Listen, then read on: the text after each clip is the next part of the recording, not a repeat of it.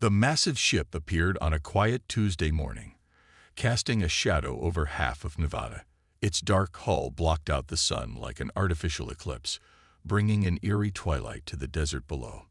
The world held its breath as the vessel, nearly 3 miles long, hung motionless in the sky.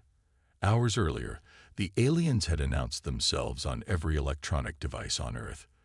They called themselves the Watchers, and they came bearing a gift. The message was simple. They had chosen Earth to receive their blessing. Tom Martinez stood in the crowded control room at Area 51, his coffee gone cold in his hands. As the lead engineer for unusual aircraft, he thought he had seen everything. He was wrong. The screens around him showed different angles of the alien ship, its surface covered in what looked like battle scars and ancient damage. "It's a joke," Kate Wilson said beside him, her eyes fixed on the largest monitor. "They're giving us their garbage." As the base's weapons expert, she had already spotted the marks of weapons fire and explosive damage across the ship's hull. A voice crackled through the speakers. "This is General Richards. All key personnel to the main briefing room." Now, Tom and Kate joined the stream of people hurrying through the underground corridors. The briefing room was already packed when they arrived, with military officers and scientists squeezed in shoulder to shoulder. The air felt thick with tension and excitement. General Richards stood at the front, his face grim. "The Watchers have made their intentions clear. They're gifting us one of their old warships. They say it's a gesture of goodwill to help us join the galactic community." He paused, looking around the room. "They think we're primitive. They think we're simple. And they think this ship is worthless." The room erupted in murmurs and whispers. Tom leaned forward, studying the new images appearing on the screen behind the general. The ship's design was unlike anything he had ever seen, with curves and angles that seemed to defy physics. "We're forming a new organization," the general continued. "The International Ship Research Initiative. ISRI. Every nation is contributing their best people. This isn't just American anymore. This is humanity's project." Over the next few days, Tom watched as they brought the ship down. It took 20 massive anti-gravity platforms, technology shared by the Watchers, to guide it to the specially prepared hangar in the desert. The ship's size was even more overwhelming on the ground. Its dark surface seemed to swallow light, and strange symbols marked its hull in patterns that hurt the eyes if you looked at them too long. The Watchers sent 2 observers, tall beings in environmental suits that hid their true forms. They walked through the facility like they owned it, their movements smooth and artificial. They called the ship the Discarded, but among the human workers, it quickly gained a different name, the Coffin. "They're lying about something," Kate told Tom one evening as they studied the initial scans.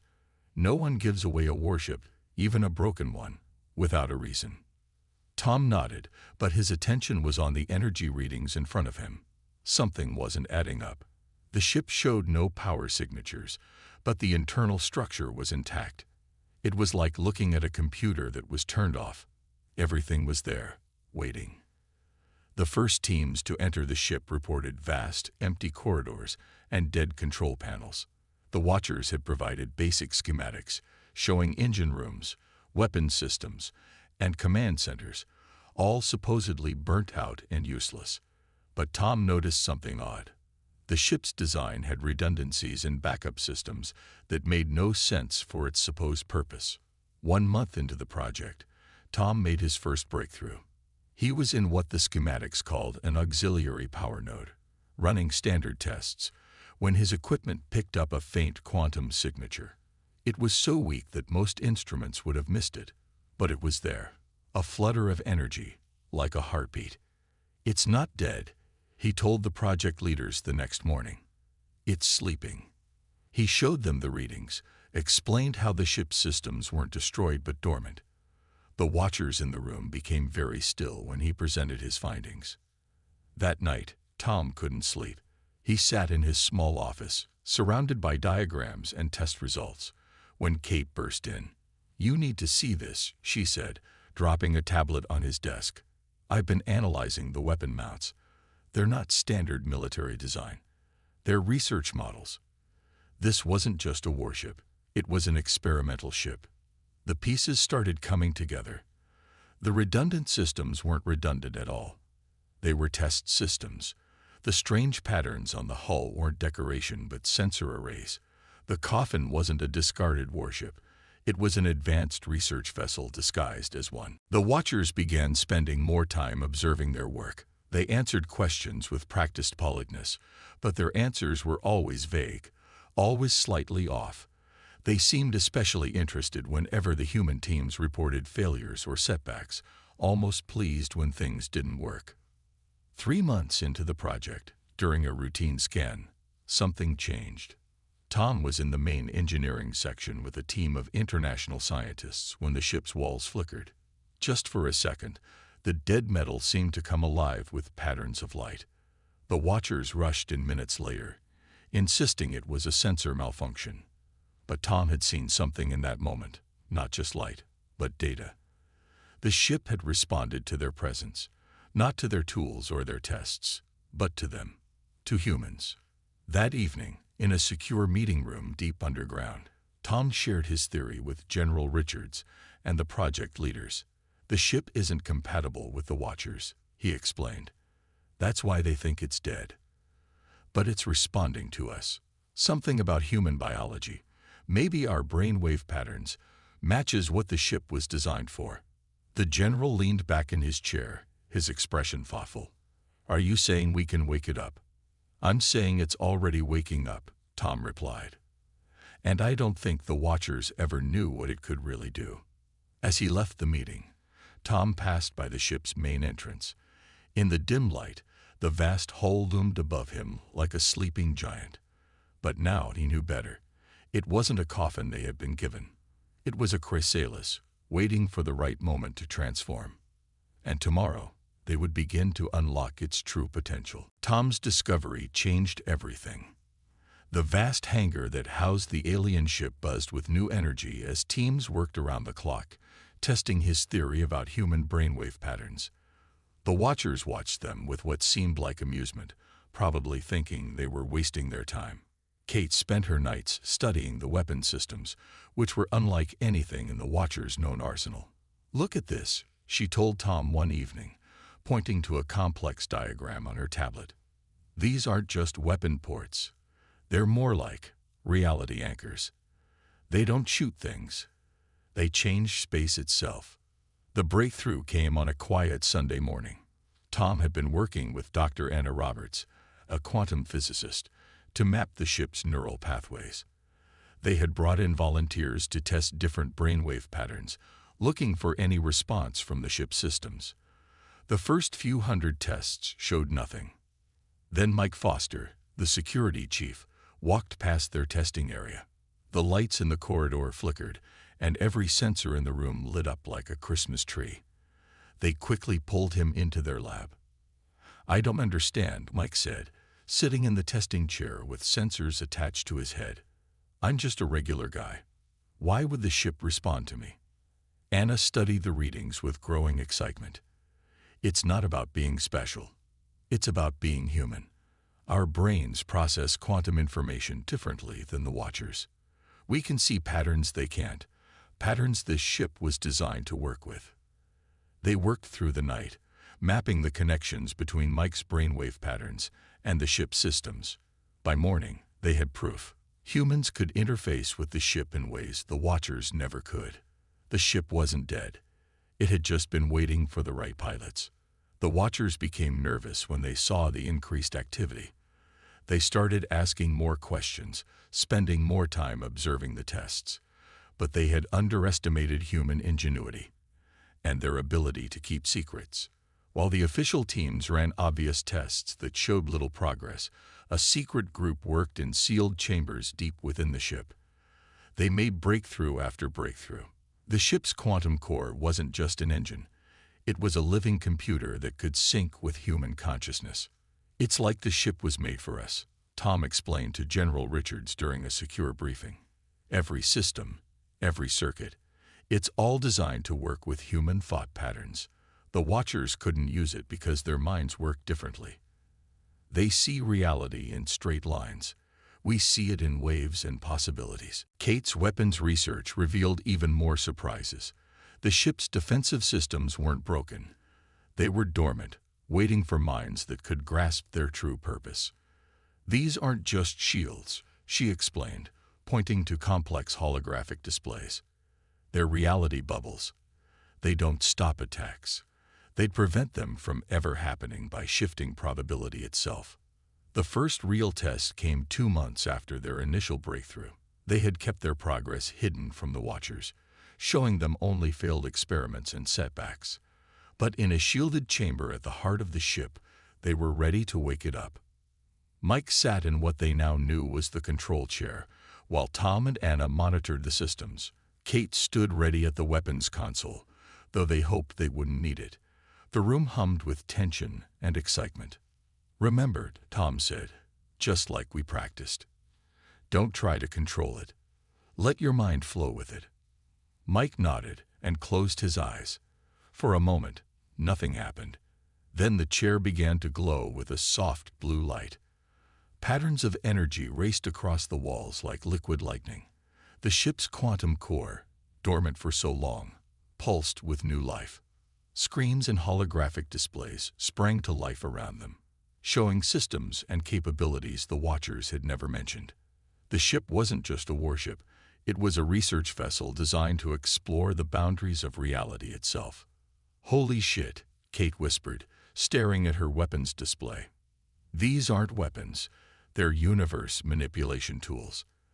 This ship can literally rewrite the laws of physics in a localized area."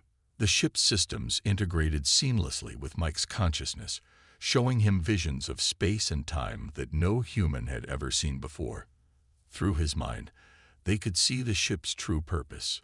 It was designed to explore and manipulate the quantum fabric of reality.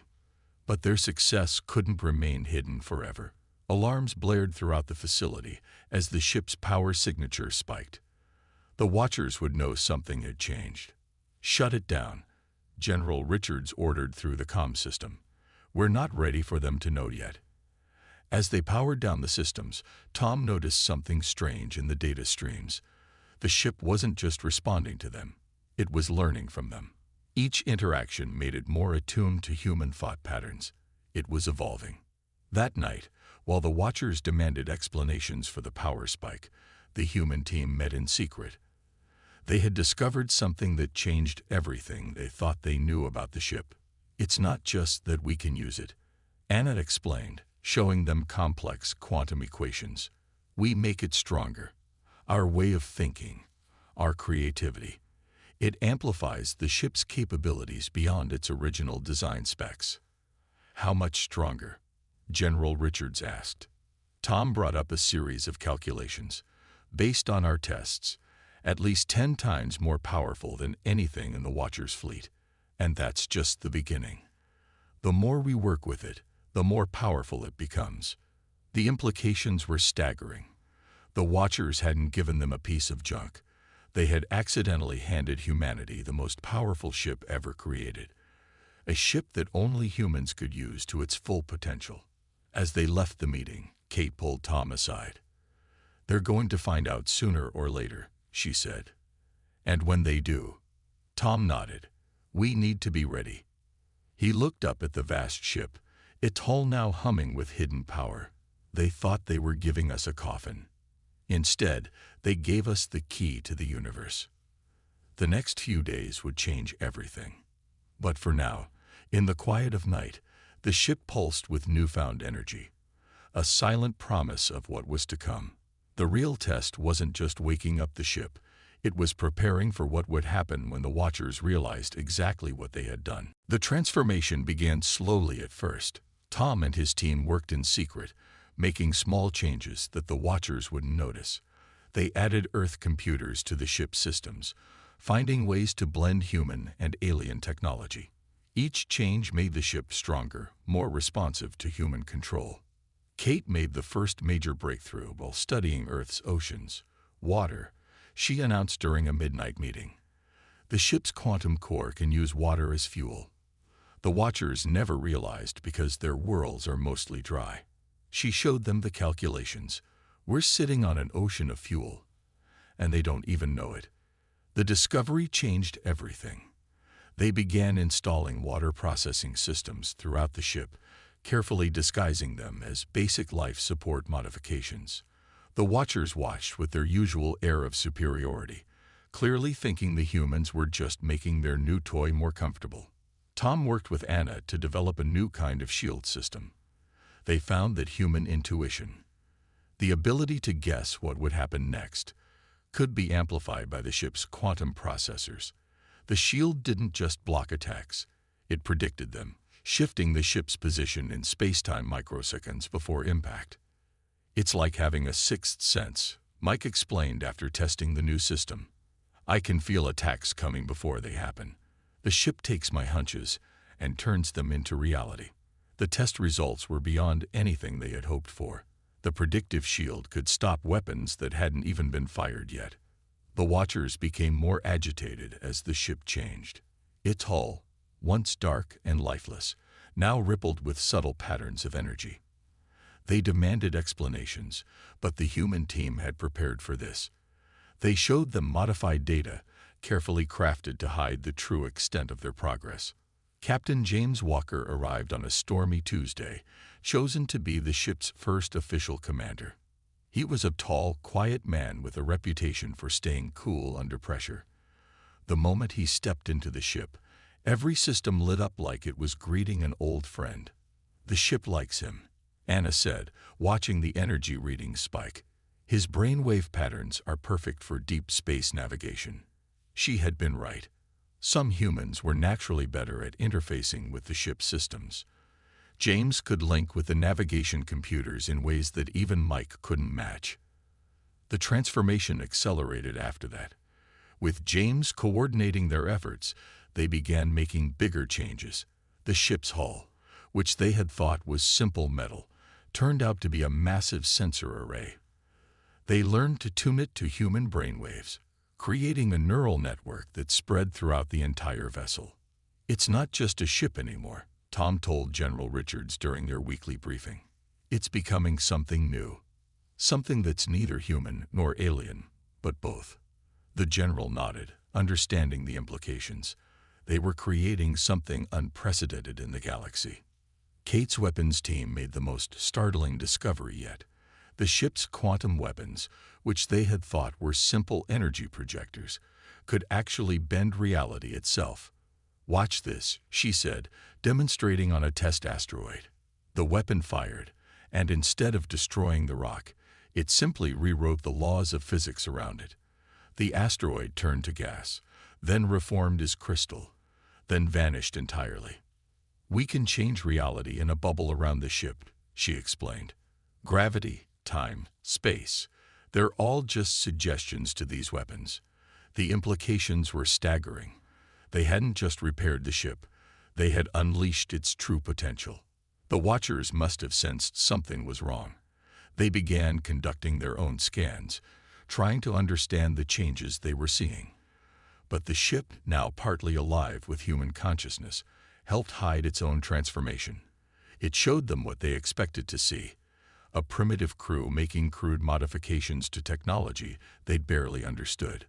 Water tanks were installed in secret compartments throughout the ship, feeding the quantum core with an endless supply of fuel. Earth's oceans contained enough power to run the ship for centuries. The watchers never realized that every drop of water contained potential energy that their technology had never been able to tap. James spent more and more time in the control chair, learning to merge his consciousness with the ship's systems. "It's like dreaming while awake," he told them. "I can feel every part of the ship, every system, every change in the quantum field around us. It's becoming part of me." The ship needed a new name. They couldn't keep calling it the Coffin, not now that it pulsed with life and power. After much discussion, they settled on Phoenix, the mythical bird that rose from its own ashes to become something greater. One night, as they prepared for the first full test flight, Tom found Kate staring at the ship through the hangar's massive windows. "They're going to try to take it back," she said quietly. "When they realize what we've done, they'll want their gift back." Tom nodded. They had all known this day would come. "Let them try," he said. "The Phoenix isn't their ship anymore. It never really was. It was waiting for us all along." The next morning, they began final preparations for the test flight. The Phoenix's hull gleamed with hidden power, its surface shifting with patterns of light that looked almost alive. The water processing systems hummed quietly, converting Earth's most common resource into unimaginable power. James sat in the control chair, his mind merging with the ship's consciousness. Mike monitored the defense systems, ready for anything. Kate stood at her weapons station, though the weapons were now so advanced that calling them weapons seemed almost primitive. The Watchers watched from their observation post, still unaware of the true magnitude of what humanity had achieved. They thought they were about to watch a simple test flight. Instead, they were about to witness the birth of something unprecedented in the galaxy. A ship that combined the best of human and alien technology, powered by Earth's oceans and guided by human consciousness. As the final checks were completed, Tom looked around at his team. They had done the impossible. They had taken a gift meant to humiliate them and turned it into humanity's greatest achievement. The Phoenix wasn't just a ship anymore. It was humanity's key to the stars and a message to the galaxy. Never underestimate human ingenuity. The Watchers showed their true colors on the day of the test flight. As the Phoenix prepared to launch, 3 massive warships appeared in Earth's orbit. Their message was simple and cold. "The experiment is over. Surrender the vessel." In the control room, James sat calmly in his chair while alarms blared around them.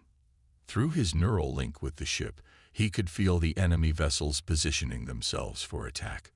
The Phoenix's quantum sensors mapped their every move, predicting their likely strategies. "They never meant for us to keep it," Kate said, her hands moving across the weapons console. "We were just their lab rats. They wanted to see if we could fix their broken toy." The anger in her voice matched the mood of everyone in the room. Tom worked quickly at his station, activating all the systems they had kept hidden from the Watchers. "They're in for a surprise," he said grimly. "They have no idea what this ship can really do now." General Richards's voice came through the comm system. "The Watchers just told us everything. They're at war with something they call the Swarm. They wanted us to repair this ship so they could use it as a weapon. They thought we were too primitive to unlock its real potential." The enemy ships launched their first attack. Beams of pure energy lanced down from orbit, aimed at the facility's defense shields. But James had sensed the attack coming. Before the beams could hit, the Phoenix's predictive shield system activated. Reality itself seemed to bend around the facility, and the energy weapons struck empty air. "Launch now," General Richards ordered. "Show them what humanity can do." The Phoenix rose from its hangar, water-powered quantum engines humming with power that the Watchers had never imagined possible. The ship's hull rippled with patterns of light, its neural network fully alive with human consciousness. James guided it upward, his mind merged with the ship's systems, feeling every particle of air as they rose through the atmosphere. The Watcher ships opened fire with everything they had. Energy beams, plasma torpedoes, and gravity weapons streaked through space. But the Phoenix danced between them, its human pilot's intuition combined with quantum predictions, making it nearly impossible to hit. "They're trying to hack our systems," Tom reported, watching streams of alien code attack their computers. But the Phoenix's hybrid human-alien technology rejected the intrusion. The ship's quantum processors, now trained to think more like a human brain, treated the hack attempts like a virus and eliminated them. Kate's time had come. "Targeting their lid ship," she announced, using reality distortion weapons. The Phoenix's main weapon powered up, drawing energy from its water tanks. But instead of firing a normal energy beam, it fired a stream of altered space-time. The lead Watcher ship found itself suddenly occupying the same space as its own weapons fire. Physics protested, and reality itself seemed to hiccup. The massive vessel crumpled like paper, its hull twisting into impossible shapes before breaking apart. The remaining two ships spread out, trying to flank the Phoenix. But James had already anticipated their move. He thought about being behind them, and the ship's quantum drive responded. Space folded, and suddenly the Phoenix was behind its attackers, weapons ready. "They're broadcasting a message," Anna reported from her science station. They're calling us thieves and savages. They say we stole their technology and corrupted it." Tom laughed without humor. "We didn't steal anything. We just understood it better than they did." He looked at his readings. The ship's neural network is reaching peak efficiency. It's learning from this battle, getting stronger with every move. The second Watcher ship tried to retreat, but Kate was ready. She fired the reality distortion weapon again, this time creating a bubble of altered space around the enemy vessel. Inside that bubble, time moved 1,000 times slower than normal. The ship was effectively frozen, its crew trapped in a moment of time. The last Watcher ship launched what looked like missiles, but they were unlike anything Earth had seen before. As they approached, they split into thousands of smaller projectiles, each one capable of destroying a normal vessel. But the Phoenix was far from normal. Its predictive shields created a web of altered probability around the ship. The missiles found themselves flying through space where the Phoenix had a 0% chance of being. They passed harmlessly through empty air, their targeting systems confused by quantum uncertainty. James counterattacked, using the ship's water-powered engines in a way the Watchers had never imagined possible. The Phoenix generated a field of pure quantum energy, using Earth's most common molecule as a source of unimaginable power. The enemy ship's shields, designed to stop normal weapons, were useless against this new form of attack. The battle was over in minutes. 2 Watcher ships were destroyed, one trapped in a time bubble, and humanity had just announced itself as a major power in the galaxy. But they all knew this was just the beginning. "More ships are coming," Anna reported, watching her long-range sensors. "They're calling for reinforcements, and..." She paused, checking her readings. "They're talking about something called the Swarm, saying we've ruined everything by not playing our part." General Richards's voice was steady when he responded. "So that was their plan. Give us a broken ship, wait for us to fix it, then take it back and use us as cannon fodder against their real enemy." He was quiet for a moment. "Well, their plan just backfired. The Phoenix isn't their weapon anymore. It's humanity's shield." Through his neural link, James could feel the ship's systems integrating everything they had learned from the battle. The quantum processors were adapting, evolving, becoming even more attuned to human thought patterns. The Phoenix wasn't just a warship anymore.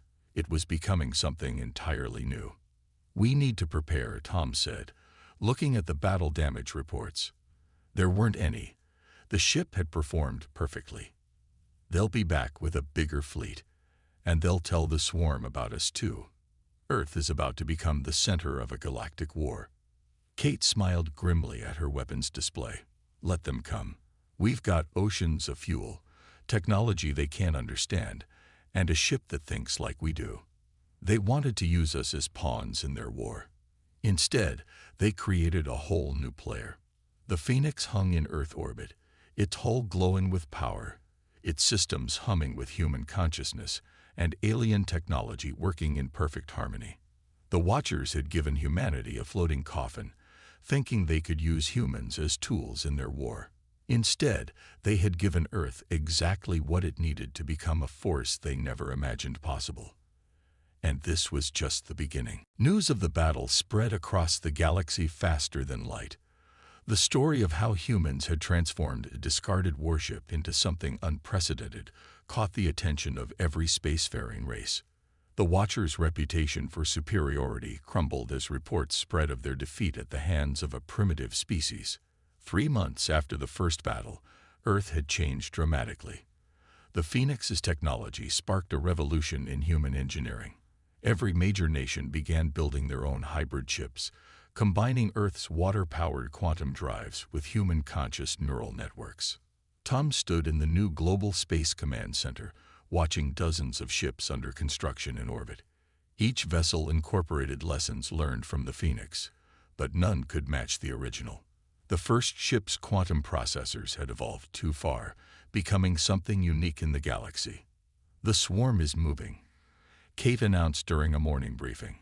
Long-range sensors showed massive fleet movements in distant systems, but they're not attacking the Watchers anymore. They're pulling back, fortifying their borders. James, looking more comfortable than ever in his captain's uniform, studied the tactical displays.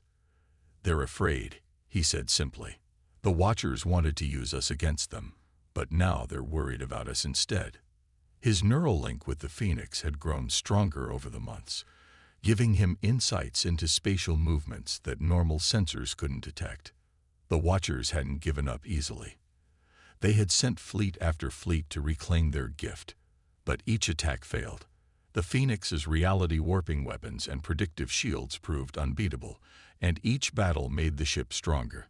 Its quantum processors learned from every encounter, developing new strategies that even its human crew couldn't have imagined. But the greatest change came from the other alien species who had lived under the Watchers' shadow. The first diplomatic contact came from the Builders, a peaceful race known for their engineering skills. They had watched the humans transform the Phoenix and saw an opportunity for change. "We've lived in fear of the Watchers for centuries," the Builder ambassador told them. They hoarded advanced technology, keeping other species dependent on them. "But you humans did something unprecedented. You made their technology better." More allies followed. The Explorers, the Star Weavers, and even some breakaway factions of the Watchers themselves came to Earth. They brought knowledge, resources, and a desire to learn humanity's unique approach to technology. Earth became a center of innovation in the galaxy, where alien and human sciences merged in new and exciting ways. Anna's research team made perhaps the most important discovery yet. They found that the Phoenix's quantum processors could be adapted to solve problems beyond space combat. The ship's ability to manipulate reality could be used to clean polluted worlds, restore dying stars, and even prevent natural disasters. "We're not just building weapons anymore," she explained to a council of Earth's leaders. "We're creating tools that could help every species in the galaxy." Her team had already used a scaled-down version of the reality distortion technology to clean up Earth's most polluted regions. The swarm, it turned out, wasn't the mindless enemy the Watchers had described. They were a collective of organic mechanical beings who had also rejected Watcher dominance. When their ambassadors finally came to Earth, they'd brought an unexpected proposal. "We fought the Watchers because they tried to control all advanced technology," the swarm representative explained. "But you humans have shown there's another way. You don't hoard knowledge, you improve it and share it. We want to learn from you." Tom found himself working with Builder and Swarm engineers, developing new applications for the water-powered quantum drives. The sight of former enemies working together in Earth's orbital shipyards became common. Humanity's greatest strength, it seemed, wasn't just improving technology, it was bringing people together. The Phoenix itself underwent one final transformation.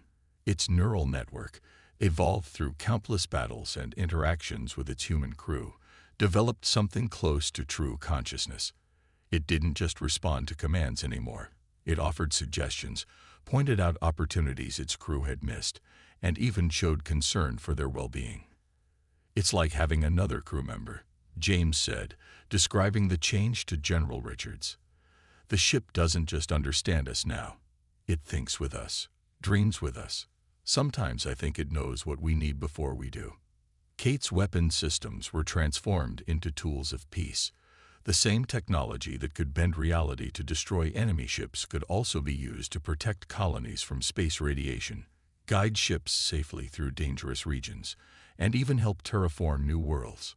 The Watchers made one last attempt to regain control. They launched their entire remaining fleet against Earth, hoping to overwhelm humanity's defenses through sheer numbers. But they had waited too long. Earth's orbital shipyards now housed hundreds of hybrid vessels, each powered by water and guided by human consciousness. The battle that followed wasn't really a battle at all. The Phoenix led Earth's fleet in a display of power that changed the galaxy forever. Reality itself danced around the human ships as they moved in perfect coordination, their quantum shields and processors working in harmony.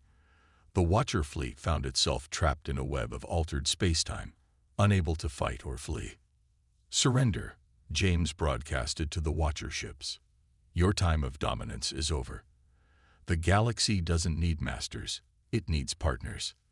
The Watchers, faced with technology they could no longer comprehend, had no choice but to accept. In the years that followed, humanity expanded throughout the stars. But they didn't conquer or control. They collaborated. Every world they visited, every species they met, added something new to their understanding of the universe. The Phoenix, once meant to be humanity's coffin, had instead become a symbol of transformation and hope. Tom often found himself standing in the Phoenix's observation deck, watching Earth's lights shine below. The ship that had started everything now served as humanity's flagship, not of war, but of exploration and diplomacy. Its hull still rippled with patterns of light, but they seemed softer now, more inviting. "We did more than survive," he told a group of young engineers one day. "We showed the galaxy a new way forward." The Watchers thought they were giving us a coffin, but they really gave us a key to unlock humanity's greatest gift, our ability to take something broken and make it into something beautiful. The Phoenix hummed quietly around them, its consciousness touching their minds with gentle approval. Above them, the stars beckoned, no longer distant and threatening, but full of possibility. Humanity had taken its place among the stars not as conquerors or servants, but as innovators and peacekeepers. And somewhere in the vast darkness of space, other discarded ships waited to be transformed, other worlds waited to be helped, and other mysteries waited to be understood. The story that began with a gift had become something much greater, a new chapter in the history of not just humanity, but of all intelligent life in the galaxy.